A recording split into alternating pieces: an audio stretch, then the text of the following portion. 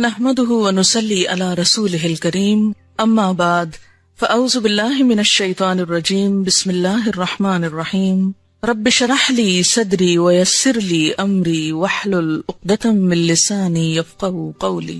رجب کا مہینہ اور ہمارے معاشرے میں پائے جانے والی عبادات۔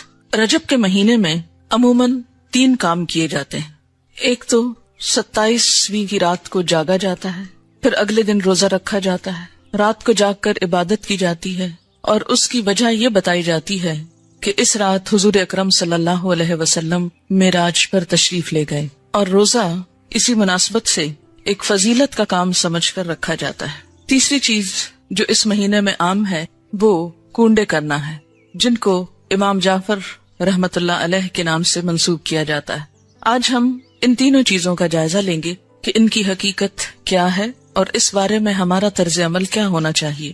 رات کی عبادت، دن کا روزہ شب معراج کی نسبت سے، اور 22 رجب کو کونڈے کرنا امام جعفر کی نسبت سے۔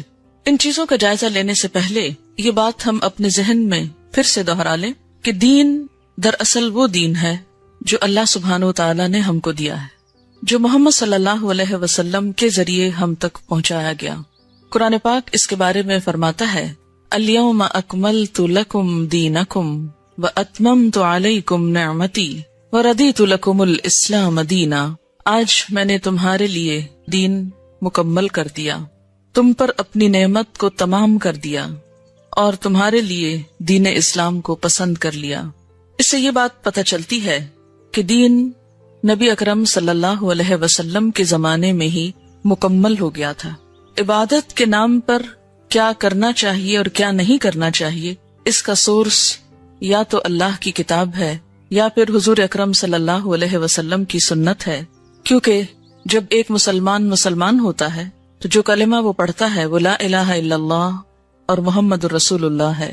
دین کے نام پر جو کام بھی ہم کریں گے اس کی اتھارٹی انہی 2 ہستیوں کی طرف سے ملنی چاہیے۔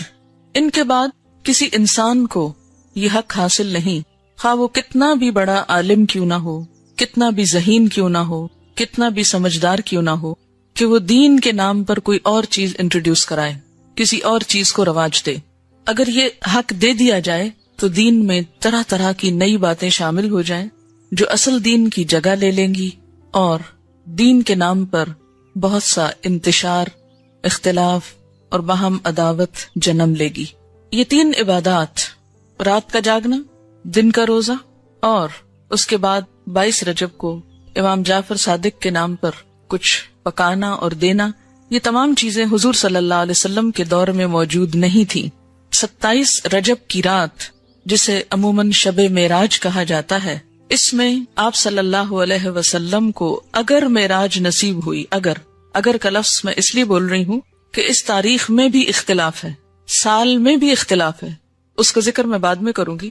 اگر آپ کو معراج نصیب ہوئی بھی اس رات میں تو آپ صلی اللہ علیہ وسلم نے اسی رات جو مخصوص عبادت کی، اس کے بعد کبھی بھی ہر سال 27 رجب کو کوئی خاص عبادت نہیں کی، نہ ہی صحابہ کرام نے کبھی 27 رجب کی رات کو کوئی شب بیداری کی یا اس کی کوئی فضیلت بتائی۔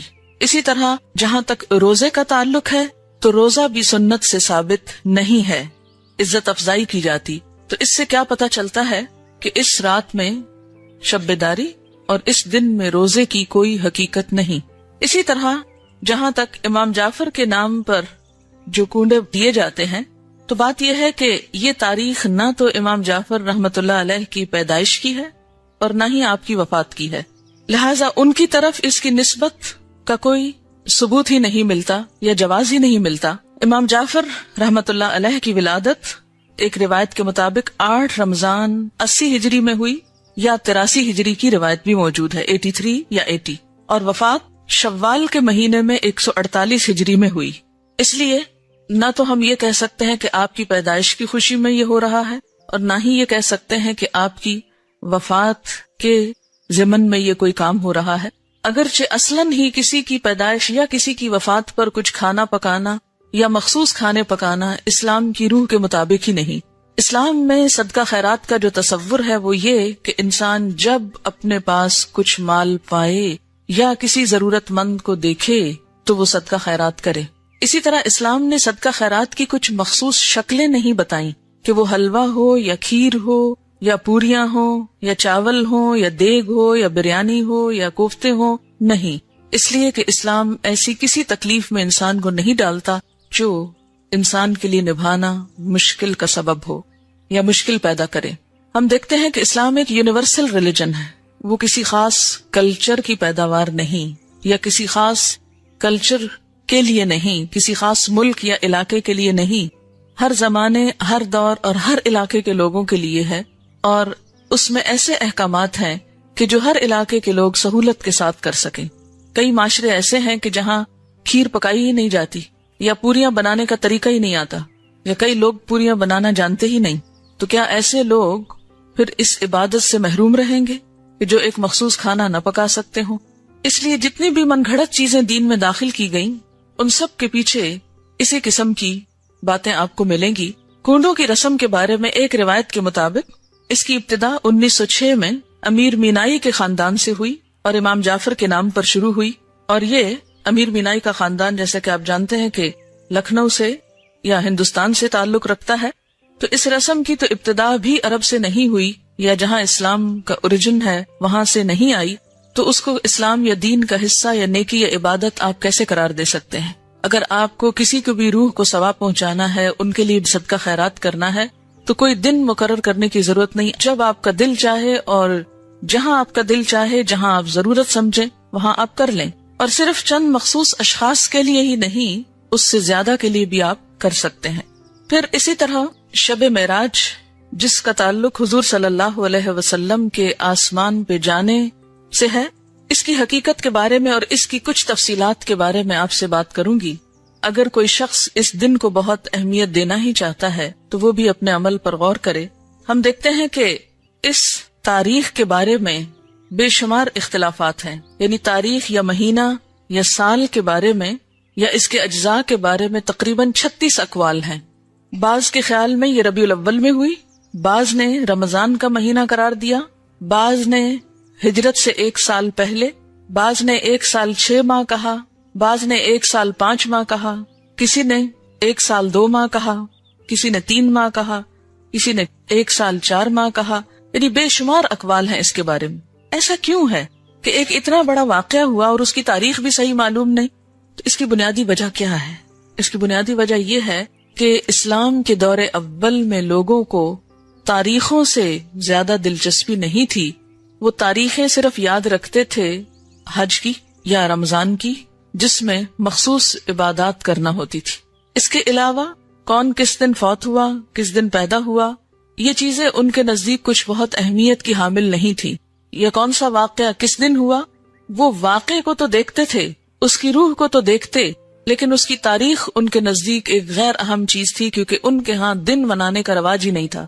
صحابہ کرام کے اندر ہمارے معاشرے کی طرح دن منانا، اینیورسریز اور اسی طرح برسی اور ولادت کے دن، یہ تمام چیزیں اس کلچر کا حصہ نہیں تھی، یعنی اسلامی کلچر کا۔ بیسیکلی اسلام میں جو اہم دن ہیں جیسے عیدیں ہیں یا مہینے ہیں، رمضان اور حج کا مہینہ ہے، یا اسی طرح کچھ اور مہینوں کی فضیلت ہے جیسے محرم کے روزوں کی فضیلت ہے، یا ذوالحج کے ابتدائی عشرے کے روزوں کی فضیلت ہے، یا شعبان کے روزوں کی فضیلت ہے، یا ہر مہینے 3 دن ایام 20 کے روزے کی بات آئی ہے۔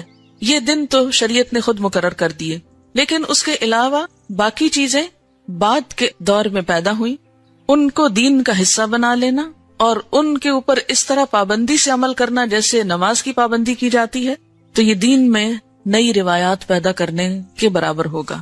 اگر ہم ایک مشہور روایت کے مطابق مان ہی لیں کہ یہ رات معراج کی رات ہے، تو آئیے دیکھتے ہیں کہ معراج کی رات میں آپ صلی اللہ علیہ وسلم کو کیا کچھ دکھایا گیا۔ آپ نے بنیادی طور پر اچھے اور برے کام کرنے والوں کے انجام دیکھے۔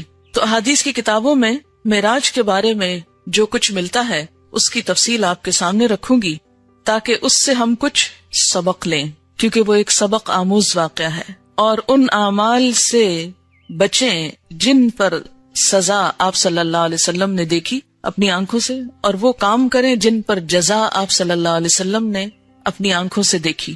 قرآن پاک میں اللہ سبحانہ و تعالیٰ نے فرمایا سبحان الذی اسری بعبدہ لیلا من المسجد الحرام الی المسجد الاقصی الذی بارکنا حولہ لنریہ من آیاتنا انہ هو السمیع البصیر۔ سورۃ بنی اسرائیل۔ پاک ہے وہ خدا جو اپنے بندے کو رات ہی رات مسجد حرام سے مسجد اقصی تک لے گیا، جس کے آس پاس ہم نے برکت رکھی ہے تاکہ ہم اسے اپنی قدرت کے بعض نمونے دکھائیں۔ یقیناً اللہ تعالیٰ ہی خوب سننے والا اور دیکھنے والا ہے۔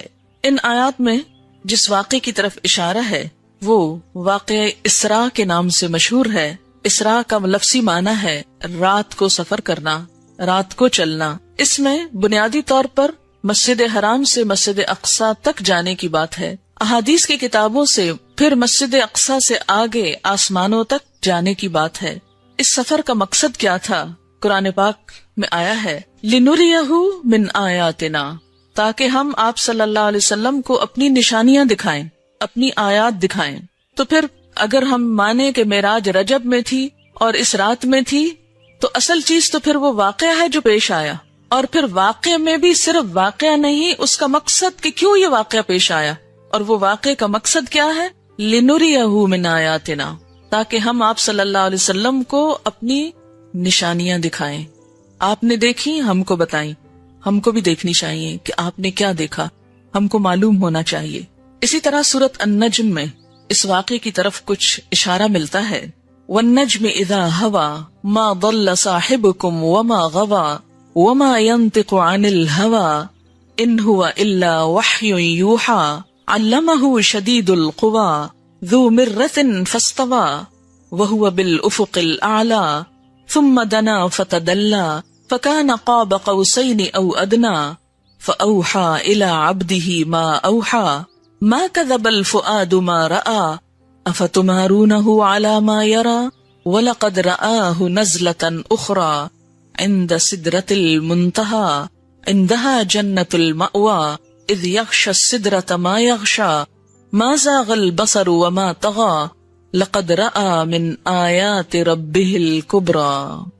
ان آیات میں آپ صلی اللہ علیہ وسلم کے آسمانوں کی طرف جانے کا اور وہاں پر سدرۃ المنتہا اور اس کے آس پاس کی چیزوں کو دیکھنے کا اشارہ ملتا ہے، اور اس کے بھی آخر میں جو بات فرمائی گئی وہ کیا ہے؟ لقد رآ من آیات ربہ الکبریٰ۔ آپ صلی اللہ علیہ وسلم نے دیکھی کیا؟ اپنے رب کی بڑی بڑی نشانیاں۔ اور آپ کو معراج کیوں کروائی گئی تھی؟ آسمانوں پہ کیوں لے جایا گیا؟ یہ سب منظر کیوں دکھایا گیا؟ تاکہ آپ عین الیقین کچھ حقائق کو ملاحظہ فرمائیں اور پھر واپس آ کر لوگوں کو بتائیں اور لوگ ان سے فائدہ اٹھائیں۔ اس کا ترجمہ ہے قسم ہے ستارے کی جب وہ جھکے کہ تمہارے ساتھی نے نہ راہ گم کی ہے اور نہ ٹیڑھی راہ پر ہے اور نہ اپنی نفسانی خواہش سے کوئی بات کہتے ہیں۔ یعنی یہ پہلے ہی وضاحت کر دی گئی کہ آپ اپنی کوئی من گھڑت دل کی باتیں نہیں کرتے۔ وہ قرآن تو صرف وہی ہے جو اتاری جاتی ہے، اسے پوری طاقت والے فرشتے نے سکھایا ہے جو زور آور ہے۔ وہ سیدھا کھڑا ہو گیا اور وہ بلند آسمان کے کناروں پر تھا، یعنی فرشتہ، پھر نزدیک ہوا اور اتر آیا، پس 2 کمانوں کا فاصلہ رہ گیا بلکہ اس سے بھی کم۔ پس اس نے خدا کے بندے کو پیغام پہنچایا جو بھی پہنچایا۔ جو دیکھا اس میں پیغمبر کے دل نے جھوٹ نہیں کہا۔ کیا تم جھگڑا کرتے ہو اس پر جو پیغمبر دیکھتے ہیں؟ اسے تو ایک مرتبہ اور دکھایا تھا، یعنی اللہ تعالیٰ نے ایک اور مرتبہ بھی دکھایا تھا۔ کہاں؟ سدرۃ المنتہا کے پاس۔ وَلَقَدْ رَآهُ، اور البتہ تحقیق اس نے یعنی آپ صلی اللہ علیہ وسلم نے دیکھا تھا اس کو یعنی جبریل کو۔ کہاں؟ نزلۃ اخری، ایک اور مرتبہ۔ کہاں؟ عند سدرۃ المنتہا، سدرۃ المنتہا کے پاس۔ اسی کے پاس جنت المأویٰ ہے۔ جبکہ سدرہ کو چھپائے جا رہی تھی وہ چیز جو چھپا رہی تھی، نہ تو نگاہ بہکی نہ حد سے بڑھی۔ یقیناً اس نے یعنی آپ صلی اللہ علیہ وسلم نے اپنے رب کی بڑی بڑی نشانیوں میں سے بعض نشانیاں دیکھی تھی۔ یہ تو ہے قرآن کا بیان، لیکن باقی تفصیلات کہ وہ نشانیاں کیا تھیں، قرآن نے صرف کیا ذکر کیا کہ نشانیاں دیکھی۔ وہ نشانیاں کیا تھی وہ احادیث کی کتابوں میں ہیں۔ اب ان کے بارے میں تھوڑی سی روایات میں آپ کے سامنے پڑھوں گی، اور اس کی روشنی میں ہمیں معراج اور رجب کو دیکھنا چاہیے اور اپنے اعمال کی طرف نظر کرنی چاہیے۔ صحیح بخاری میں حضرت انس بن مالک سے مروی ہے کہ معراج والی رات میں جب کہ بیت اللہ شریف سے آپ کو بلایا گیا آپ کے پاس 3 فرشتے آئے جبکہ آپ سو رہے تھے. ان میں سے اگلے نے پوچھا کہ ان سب میں سے کون ہیں؟ درمیان والے نے جواب دیا کہ یہ سب سے اچھے ہیں. تو سب سے آخر والے نے کہا بس پھر ان کو لے چلو. یعنی آپ اور لوگوں کے قریب سوئے ہوئے تھے، اسی لیے فرمایا کون ہے، پہچان کے پھر آپ کو لے چلے. اس رات میں صرف اتنا ہی ہوا، آپ نے انہیں دیکھا نہیں. دوسری رات پھر یہ تینوں آئے، اس وقت بھی آپ سو رہے تھے، لیکن آپ کا سونا اس طرح کا تھا کہ آنکھیں سو رہی تھیں اور دل جاگ رہا تھا. تمام انبیاء کی نیند ایسی ہی ہوتی ہے. اس رات انہوں نے آپ سے کوئی بات نہیں کی اور آپ کو اٹھا کر زمزم کے پاس لٹایا. سینہ گردن تک خود جبریل علیہ السلام نے اپنے ہاتھ سے چاک کیا. یہ شق صدر کا واقعہ دوسری مرتبہ ہوا، ایک مرتبہ بچپن میں بھی. اور سینہ اور پیٹ کی تمام چیزیں نکال کر انہیں اپنے ہاتھ سے زمزم کے پانی سے دھویا. جب خوب پاک صاف کر چکے تو آپ کے پاس ایک سونے کا تشت لایا گیا جس میں سونے کا ایک بڑا پیالہ تھا جو حکمت اور ایمان سے پر تھا. اس سے آپ کے سینے کو اور گلے کی رگوں کو پر کر دیا، پھر سینے کو سی دیا. اس دور میں تو یہ بات جب آپ نے بتائی تو لوگوں کے ایمان ہل گئے اور لوگوں کو سمجھنے بھی مشکل ہو گئی. اگر اس دور کے لوگوں کو یہ بتایا جاتا کہ 1400 سال بعد کچھ لوگ ایسے پیدا ہوں گے جو عام انسانوں کے بھی سینے چیر کر ان کے دل نکال کر بدلیں گے تو ان کے ایمان شاید متزلزل ہو جاتے اور کوئی یقین نہ کرتا. آج اگر انسان نے یہ مہارت حاصل کر لی ہے تو فرشتوں کے لیے یہ کام آخر کیوں مشکل ہے جو زمین سے آسمان اور آسمان سے زمین تک آتے جاتے ہیں. مسلم کی روایت ہے کہ پھر آپ کے پاس ایک تیز رفتار سواری لائی گئی جس کا نام براق تھا، جو صحیح معنوں میں برق رفتار تھا. منتہائے نظر پر ایک قدم رکھتا تھا، یعنی اس کا ایک قدم کہاں ہوتا تھا کہ جہاں نگاہ جا کے ٹکتی تھی، ایک یہاں اور ایک وہاں، یعنی اتنا تیز رفتار.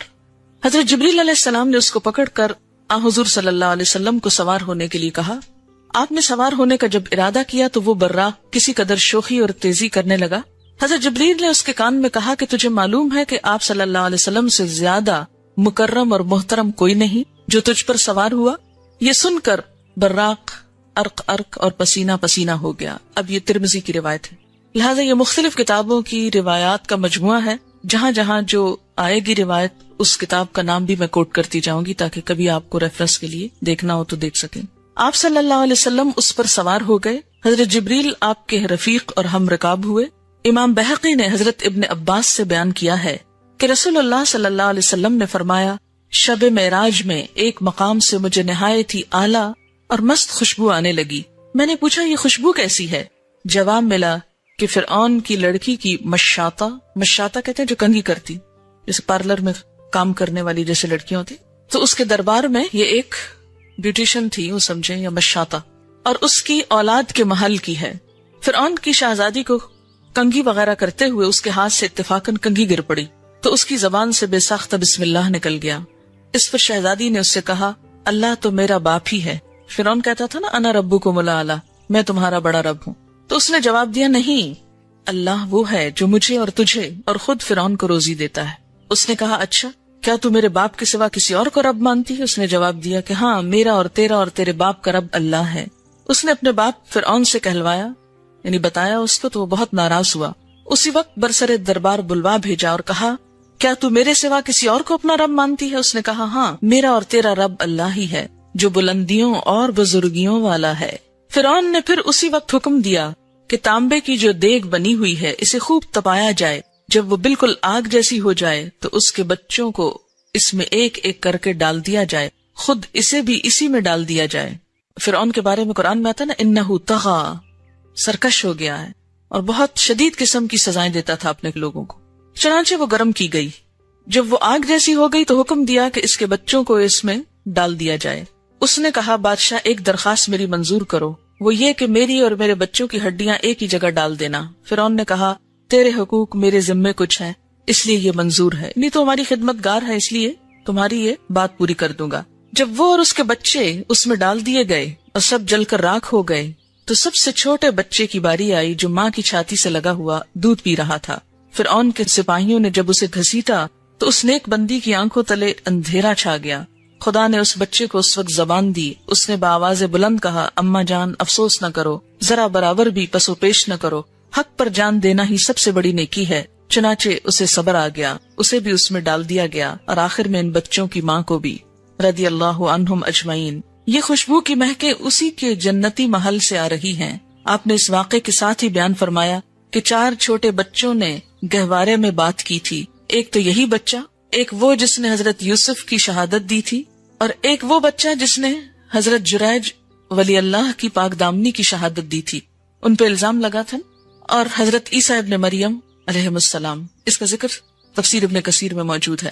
اس کے بعد براق لایا گیا دوبارہ، آپ اس پر سوار ہو کر آسمان تک پہنچے، پہلے آسمان تک۔ جبریل علیہ السلام نے آسمان کا دروازہ کھلوایا، فرشتوں کی طرف سے پوچھا گیا کون ہے؟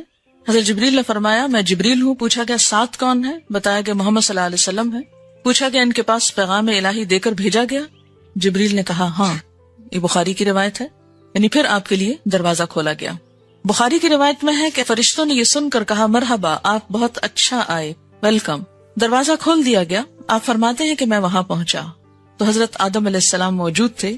جبریل علیہ السلام نے کہا یہ آپ کے باپ آدم ہیں، ان کو سلام کیجئے۔ میں نے سلام دیا، آپ نے جواب دیا اور کہا مرحبا فرزند صالح، نبی صالح۔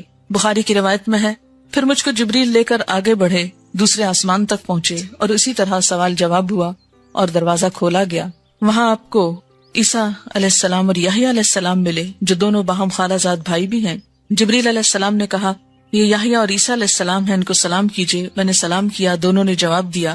پھر کہا کہ مرحبا برادر صالح اور نبی صالح، اور پھر اسی طرح ان سے کچھ باتیں ہوئیں، اور ان کو برادر اس لیے کہا گیا، بھائی اس لیے کہا گیا کہ آپ ان کے ڈسینڈنٹ نہیں، یعنی وہ دوسری نسل سے ہیں۔ بخاری میں ہے کہ مجھ کو جبریل علیہ السلام تیسرے آسمان کی طرف لے کر چڑھے اور دروازہ کھلوایا۔ پوچھا گیا کون؟ جبریل نے کہا میں ہوں۔ پوچھا گیا تمہارے ساتھ کون؟ انہوں نے کہا محمد صلی اللہ علیہ وسلم۔ پوچھا گیا ان کے پاس پیغام الہی ہے؟ جبریل نے کہا ہاں۔ فرشتوں نے کہا مرحبا، آپ بہت اچھا آئے۔ دروازہ کھولا گیا، وہاں پہنچا تو دیکھا کہ یوسف علیہ السلام موجود ہیں۔ جبریل علیہ السلام نے کہا یہ یوسف علیہ السلام ہے، ان کو سلام کیجئے۔ میں نے سلام کیا، انہوں نے جواب دیا۔ انہوں نے کہا مرحبا برادر صالح اور نبی صالح، کیونکہ وہ بھی بنی اسرائیل میں سے تھے، اس لیے بھائی کہہ رہے ہیں۔ بخاری کی روایت میں کہ جبریل علیہ السلام مجھ کو لے کر آگے بڑھے، چوتھے آسمان پر اسی طرح سوال جواب ہوا، اور وہاں پر حضرت ادریس علیہ السلام موجود تھے، سلام دعا ہوئی، اور اسی طرح کہا برادر صالح اور نبی صالح۔ پھر جبریل علیہ السلام آگے بڑھے 5ویں آسمان تک، وہاں بھی اسی طرح سلام دعا ہوا، وہاں پر ہارون علیہ السلام موجود تھے، انہوں نے بھی برادر صالح اور نبی صالح کہہ کر ویلکم کیا۔ پھر آگے چڑھے 6 آسمان تک، دروازہ کھلوایا گیا اور اسی طرح سوال جواب ہوا، اور یہاں پر موسیٰ علیہ السلام تھے۔ جب وہ ان کو چھوڑ کر آگے بڑھے تو وہ رونے لگے۔ پوچھا کیا ہے، آپ کے رونے کی وجہ کیا ہے؟ انہوں نے کہا میں اس لیے روتا ہوں کہ ایک نوجوان پیغمبر میرے بعد مبعوث ہوئے جن کی امت کے جنت میں داخل ہونے والے میری امت کے جنت میں داخل ہونے والوں سے زیادہ ہوں گے، تو مجھ کو اپنی امت پر حسرت ہے، یعنی بنی اسرائیل پر، کہ انہوں نے میرا اس طرح اتباع نہ کیا جس طرح حضور صلی اللہ علیہ وسلم کی امت آپ کی اطاعت کرے گی۔ اسی لیے میری امت کے ایسے لوگ جنت سے محروم رہے تو ان کے حال پہ رونا آتا ہے۔ پھر 7ویں آسمان پر پہنچے تو وہاں پر ابراہیم علیہ السلام کو پایا، کہا گیا ان کو سلام کیجئے، آپ نے ان کو سلام کیا۔ انہوں نے کہا فرزند صالح اور نبی صالح، یعنی بیٹا کہہ کے پکارا، اور آپ اپنی کمر بیت المعمور سے ٹیک کر بیٹھے ہوئے تھے۔ ایک اور حدیث میں آتا ہے نا کہ 7ویں آسمان پر بیت المعمور ہے، خانہ کعبہ کی طرح، اور وہاں ہر روز 70,000 فرشتے طواف کرتے ہیں۔ تو ابراہیم علیہ السلام نے چونکہ دنیا میں بیت اللہ بنایا تو اس کے اعزاز میں آپ کو 7ویں آسمان پر جو بیت اللہ ہے وہاں پر رکھا گیا۔ مسلم کی روایت ہے کہ بیت المعمور میں ہر روز 70,000 فرشتے داخل ہوتے ہیں۔ بخاری کی روایت میں یوں ہے کہ میں ایک ایسے ہموار میدان میں پہنچا جہاں میں نے قلموں کے لکھنے کی آواز سنی۔ اللہ تعالیٰ نے مجھ پر اور میری امت پر 50 وقت کی نمازیں فرض کی۔ مسند احمد کی روایت میں ہے کہ سورۃ بقرہ کی آخری آیتیں کون سی بلا؟ آمن الرسول، وہ مجھ کو عنایت ہوئی، اور یہ بات کہ جو شخص آپ کی امت میں سے اللہ تعالیٰ کے ساتھ کسی کو شریک نہ کرے اس کے گناہ معاف ہو جائیں گے۔ مسلم میں ہے کہ آپ سے یہ وعدہ بھی کیا گیا تھا کہ جو شخص کسی نیکی کا ارادہ کرے اور کسی وجہ سے نہ کر سکے تب بھی اس کو ایک نیکی کا ثواب ملے گا، اور جب گناہ کا ارادہ کرے اور اس گناہ کو نہ کرے تو گناہ نہیں لکھا جائے گا، اگر کیا تو ایک ہی گناہ لکھا جائے گا۔ بعض روایات سے یہ پتا چلتا ہے کہ آپ نے اللہ تعالیٰ کو بھی دیکھا، لیکن جو زیادہ ترجیح والی روایات ہیں وہ کیا ہیں کہ آپ صلی اللہ علیہ وسلم نے صرف کلام فرمایا۔ آپ نے جنت اور دوزخ کو دیکھا، جہنم میں زیادہ تر ناشکر گزار عورتیں نظر آئیں، جنت میں زیادہ تر غرباء اور مساکین دکھائی دیے۔ بہرحال آپ نے بہت سے عجائبات اللہ کی نشانیوں کو دیکھا اور واپس ہوئے۔ واپس آتے ہوئے موسیٰ علیہ السلام سے ملاقات ہوئی تو انہوں نے دریافت کیا کہ آپ کو کیا حکم ملا؟ میں نے کہا ایک دن رات میں مجھ پر اور میری امت پر 50 نمازیں فرض کی گئی. حضرت موسیٰ نے فرمایا آپ کی امت ایک دن رات میں 50 نمازیں نہ پڑھ سکے گی. میں بنی اسرائیل سے خوب تجربہ کر چکا ہوں. آپ اپنے رب کے پاس واپس جائیے, کمی کی درخواست کیجیے.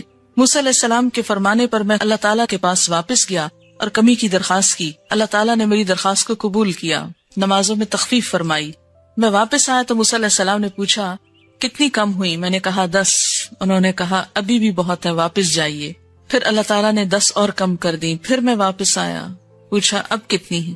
تو ان کے دریافت کرنے پر میں نے کہا کہ اتنی نمازوں کی کمی ہو گئی. موسیٰ علیہ السلام نے کہا پھر جاؤ اور کمی کراؤ. پھر معافی کی اپیل کی گئی اور اس طرح پھر 10 اور ایک دفعہ میں 5 اور باقی 5 رہ گئی. موسیٰ علیہ السلام نے کہا ابھی بھی کمی کراؤ, کہ لوگ 5 بھی نہیں پڑھیں گے. میں نے کہا مجھے اب شرم آتی ہے, جتنا اللہ تعالیٰ نے فرض کیا میں اس پہ راضی ہوں. آپ فرماتے ہیں کہ جب میں وہاں سے واپس آیا تو ایک پکارنے والے نے پکار کر کہا میں نے اپنا فرض پورا کر دیا, بندوں سے تخفیف کر دی, 5 نمازیں 50 کے برابر ہیں. پھر میں جہاں سے گیا تھا وہیں واپس آ گیا. اور جس وقت واپس آ کر آپ نے لوگوں کو خبر دی تو بہت سے ایمان والوں کے ایمان متزلزل ہو گئے کہ یہ کیسے ممکن ہے. اور ہو سکتا ہے کہ اب بھی یہ باتیں سن کر بہت سے لوگوں کے دل ہل گئے ہوں کہ یہ بھلا کیسے ہو سکتا ہے کہ آپ نے یہ سب کچھ دیکھ لیا. بات یہ ہے کہ مشکل اسی وقت ہو سکتی ہے جب انسان اللہ تعالیٰ کی قدرت پر شک کرے, اور اگر اس بات کا یقین ہو کہ اللہ کے ہاں کچھ بھی مشکل نہیں, کن کہہ کے وہ کچھ بھی کر سکتا ہے, کسی سے کرا سکتا ہے, ایک اشارے میں اوپر سے نیچے اور نیچے سے اوپر تہ و بالا ہر چیز کو کر سکتا ہے. مسلم میں ہے کہ حضور صلی اللہ علیہ وسلم فرماتے ہیں جب میں نے معراج کا یہ واقعہ مشرکین مکہ کو سنایا تو انہوں نے اس کی تردید کی اور تکذیب کی اور بیت المقدس کی علامتیں دریافت کرنا شروع کر دی. کیسا ہے بیت المقدس؟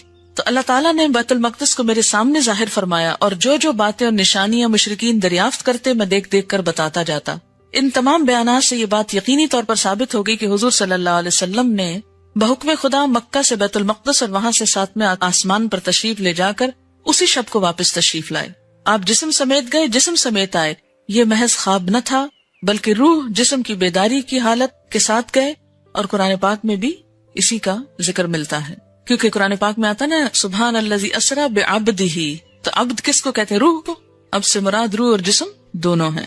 قرآن کے مطابق سب کا حساب کتاب قیامت کے دن ہوگا. تو پھر حضور صلی اللہ علیہ وسلم نے کیسے پہلے سزا اور جزا یعنی جنت اور دوزخ کا مشاہدہ کیا؟ یہ کون لوگ تھے جن کا حساب پہلے ہوا؟ اس میں یہ وہ لوگ بھی ہو سکتے ہیں جو دنیا سے مر کے جا چکے ہیں, برزخ میں ہیں, اور ان کو وہاں ان کے اعمال کے مطابق سزا لیتے ہوئے دکھا دیا گیا. اگرچہ سب کا فیصلہ قیامت کے دن ہوگا, لیکن اگر کچھ لوگوں کو بطور مثال وہاں اللہ تعالیٰ نے پہلے فیصلہ کر کے ڈال دیا تو اس میں کیا مشکل ہے؟ یہ بھی ہو سکتا ہے کہ اللہ تعالیٰ نے بطور تمثیل دکھایا کہ ایسا ہوگا, یعنی جن لوگوں کے ساتھ ہونے والا ہے ان کی شکلیں سامنے لا کے دکھا دی اور ان کو ایک شیپ دے دی, اور فیصلہ بعد میں ہوتا رہے گا. کیا صدقہ خیرات اللہ کے سوا کسی اور کے نام سے دینا جائز ہے جیسے امام جعفر کے نام پر؟ یہ تو آپ قرآن پاک میں واضح طور پر پڑھ چکے ہیں. سورۃ البقرہ آیت 173 میں دیکھیے انما حرم علیکم المیتۃ والدم ولحم الخنزیر وما اہل به لغیر اللہ فمن اضطر غیر باغ ولا عاد فلا اثم علیہ ان اللہ غفور رحیم. بے شک